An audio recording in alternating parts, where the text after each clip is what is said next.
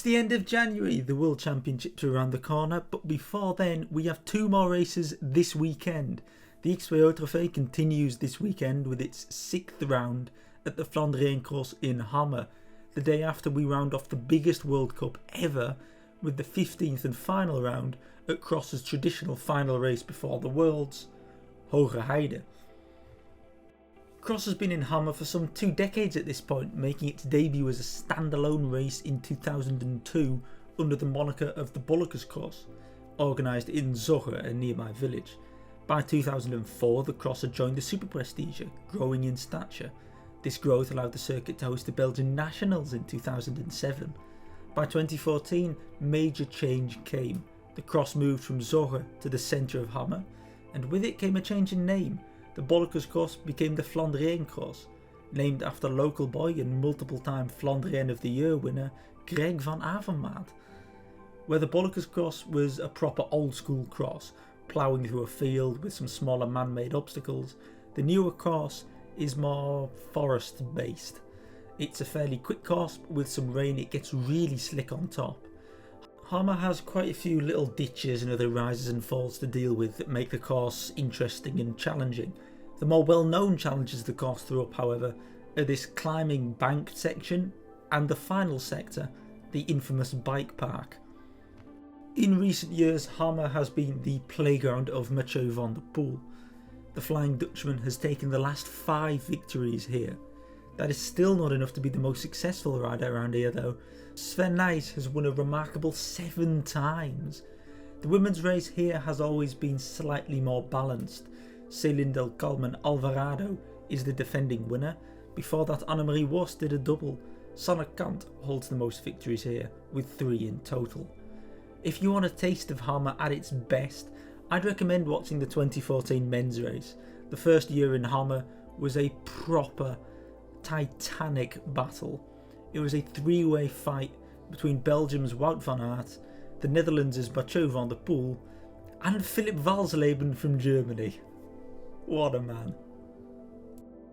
While Saturday is X2o, Sunday is of course World Cup Day, and we finished the World Cup with one of its most iconic races, the traditional final round of the World Cup, the Grote Prijs Adrie van der Poel in Hoogerheide.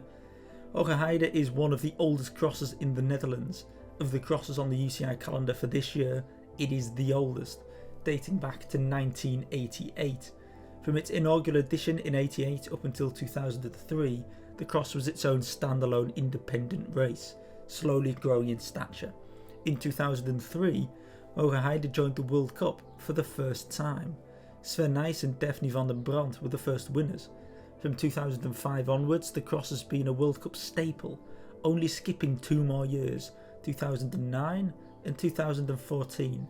This is due to the World Championships being held in Hoogerheide during these years.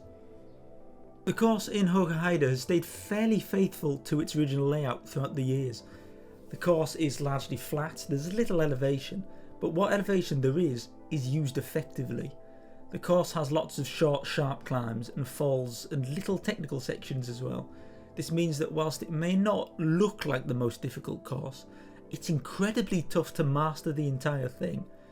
One change to the course has come due to construction of a new housing area alongside the course in recent years. It is this construction that is to thank for creating arguably the coolest looking start-finish section in major cross races. Hoogerheide is best known for its short technical sections, this infamous off-camber hairpin, the little forest sections with the climbs and falls, and the modern addition of these stairs and this off-camber section that follows it. The most successful rider around this track is Mathieu van der Poel, fitting as this race carries the name of his father and takes place in Adrie's place of birth. Mathieu has won 5 times around here. One singular Lars van der Haar victory in 2017 is all that breaks Mathieu's amazing run. Interestingly, Mathieu's first victory in Hoogerheide, back in 2015, made him the youngest man to take victory in a World Cup, mere days after his 20th birthday.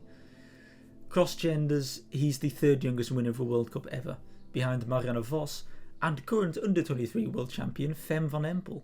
Speaking of Marianne Vos though, the boss is the most successful woman around this track, with 4 World Cup wins to her name.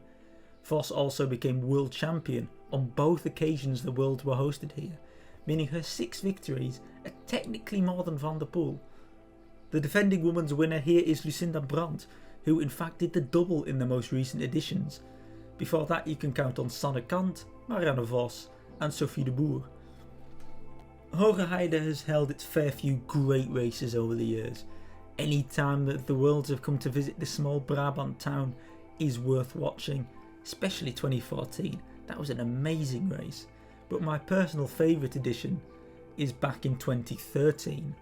The last time I can remember getting a real ice cross up until Val d'Isole.